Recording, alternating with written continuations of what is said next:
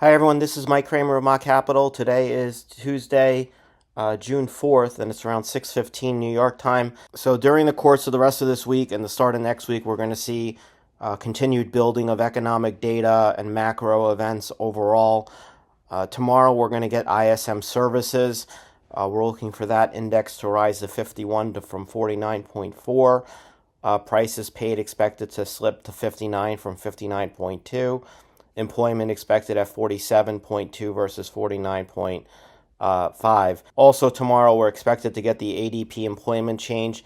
Expectations are for 175,000 jobs who have been created in May versus last month's 192,000. Then we'll also be getting on Thursday non-farm productivity revisions, initial jobless claims, which have been a big market mover more recently. And then, of course, on Friday, we're going to get the big job report.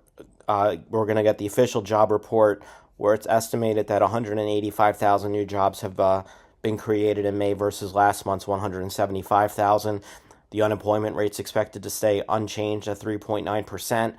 Average hourly earnings are expected to tick up to 0.3% from 0.2%, and year over year expected to remain flat at 3.9%. Of course, also on this Thursday at 8:15, we'll be getting the ECB rate decision announcement, along with the press conference at 8:45 Eastern Time. It's widely expected that you're going to see a rate cut from the ECB at this meeting. Markets are pricing in a full rate cut for this meeting. Again, market participants will be listening really closely to when that next rate cut could come. Right now, markets looking for the second rate cut to come probably in October, with a third rate cut coming maybe at the beginning of next year. So markets will be paying very close attention to all of these little details. We haven't really seen very much change for the euro or for any really major currencies in recent weeks. The euro has basically been fluctuating and hanging around this 109 area now for some time. It had looked like there was an uptrend in it that was breaking, and now looks like maybe there's a downtrend in it that's breaking. But overall, we're really just not moving anywhere. It seems like the euro doesn't have much direction. One would think that following the ECB rate announcement, we would maybe start seeing some direction form, perhaps once investors start getting a better handle on which way monetary policy is going to be heading there. Markets overall seem to be really fluctuating quite a bit over the last couple of days, whether it be in rates or in currencies. And you can see that over the last 4 days, we've seen pretty big move in the euro strengthening versus the dollar. So pretty much it's status quo in terms of where your zones are. If you get a more hawkish than expected ECB, you're looking at probably a move up to this 109.5 area, or a more dovish ECB probably opens the door to levels down to 107 to 106. Again, the trends mostly have been fairly bearish for a long time in the euro, but the fact that it's not breaking down either would suggest that maybe the path of least resistance is not lower. But again, I think once we find out more data and more information from the ECB, it will help to clarify the situation. When we look at the pound, it's really been a little bit of the same, where we're just kind of consolidating and still testing this downtrend that's been in place now going back to July of 2023.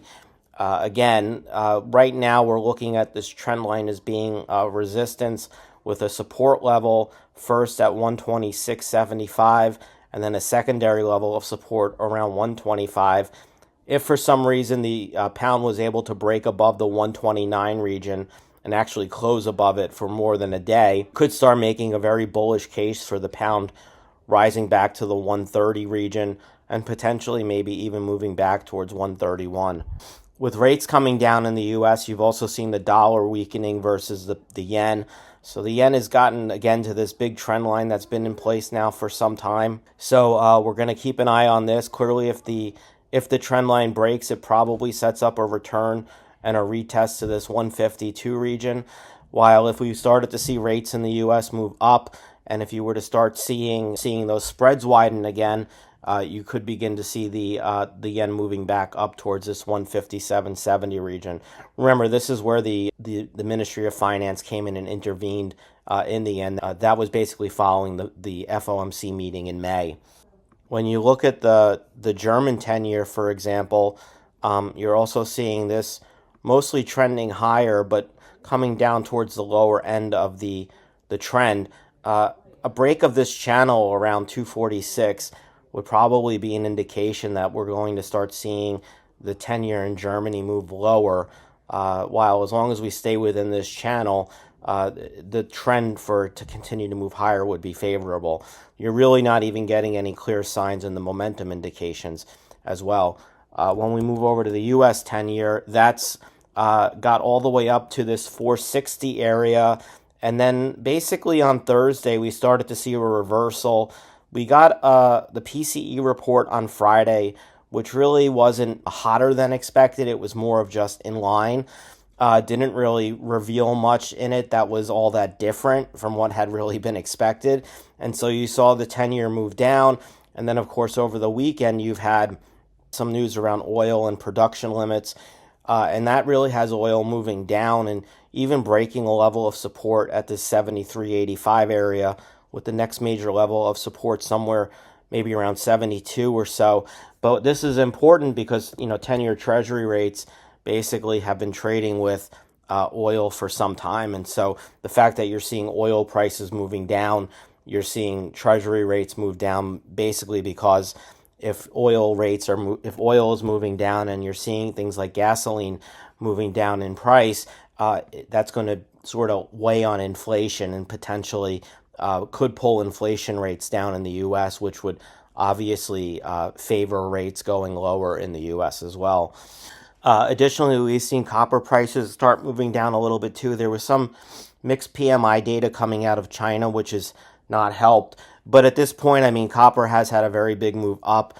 We've only retraced not even 50% of it yet. So again, this is an area in here between, I would say, between 440 and 460, which could be an area of support. There's also a very big uptrend that still exists. So copper's really more or less kind of just coming back down off of very overbought levels. It's not even oversold at this point. The lower Bollinger Band is somewhere around this 40 area, which is also the 50% retracement level. And you can see the RSI is still only 43. So it could still go a little bit lower before it really hits oversold conditions. And again, the reason why we care about copper is because it's been sort of trading with the FTSE 100 over the last couple of weeks. And so it's not really surprising to see this turn in copper. And then all of a sudden we've seen a turn and a move lower in the FTSE. Remember, the FTSE had gotten extremely overbought as well. And we're seeing that basically consolidate at lower levels right now, around 80 to 25. And so if we were to continue to see copper moving down to some of those lower levels we were talking about, one would expect to see the FTSE also moving down. The big area of support is right around 81.20 right now. If this level of support were to break, we would start looking for 80.40 and then potentially back down into the 7,900 area. Meanwhile, the 20-day moving average, I think, serves as resistance. You can see we got up to it twice over the last couple of days, and that stopped both of those times. When we go over to the DAX, you can see we've moved below the 20-day moving average. Right now, we're sitting on the lower Bollinger Band. We're really not oversold yet, so we could continue to see the DAX actually move lower. I would be looking for support somewhere around 17,900 or so, if indeed we do see the DAX break. This area right in here, around 18,412, is an area that I would consider to be support, just because you can see that we held up in this region once, and then we kind of consolidated around it for 2 days, and now we've consolidated again for about 3 out of the last 4 days. So this would be an area of support. If this were to break, then we would potentially see a move lower towards the 17,800 area. Additionally, we have seen momentum begin to slide and move lower at this point. When we move over to the NASDAQ 100, for the most part right now, the 20-day moving average has been serving as a support area for the NASDAQ 100. We've gotten down to it a couple of times in the last 3 days, and in 3 days, we basically bounced off of it in those two occasions. At least when you look at the NASDAQ 100, it's not overbought, it's not oversold, just sort of trading in the middle of the range. When we look at the NASDAQ a little bit closer, the clear thing that stands out is that this has been resistance right now around 18,685 the last couple of days, and there is this uptrend that's forming right now in the NASDAQ. This could very well be creating a ascending triangle, which would suggest that the next big move in the NASDAQ is maybe a pop higher. Maybe it's just to fill this gap here that was created around 18,750. There's also room to potentially move even higher to around 18,800. Clearly, if we were to start seeing things developing where you have rates moving up again, the dollar strengthening, that would probably result in the NASDAQ breaking lower. And you can see to go lower, there would probably be a lot further to go to the downside, because it looks like the first level of support doesn't really come to around 18,520 or so, and then it's really down in this region here at 18,300. When we look at the Dow, this has certainly been weaker than the other indices. You can see it's starting to form what looks like a potential double top pattern here, although we haven't really broken support at 37,820 yet. So this move so far, we've seen a little bit of a retracement. Again, the retracement right now just seems like a typical 38.2% retracement, really nothing special, and it's not really telling us much about whether or not this is going to be a rebound, or whether or not we're going to see something a little bit lower still. What is clear, though, is that we do have a resistance area in here around 38,980. And if we're unable to get to that level, or unable to surpass it, this would kind of lend more to the idea that the Dow is potentially going to move down. Additionally, when we look at the Dow and draw out some of these trend lines, here you can see that maybe there's a case for a little bit of a rising triangle here. I mean, really it comes down to this. The NASDAQ and the S&P have the NVIDIA in it, and the Dow just doesn't. And because of that, you're seeing different sort of formations and different sort of patterns and results. I mean, NVIDIA is responsible for about 40% of the gains in the S&P 500 this year, and about 50% of the gains in the NASDAQ 100, while the Dow doesn't have it. And so this is really what's driving these divergences between the markets, because if you look, the Dow is down maybe 3.5% or so off its recent high, while the NASDAQ is basically trading right at its recent high, or just about 1%. So this is really the driving factor here in terms of where these markets are doing and why they look like they're going in opposite directions. The S&P 500 is basically the same thing.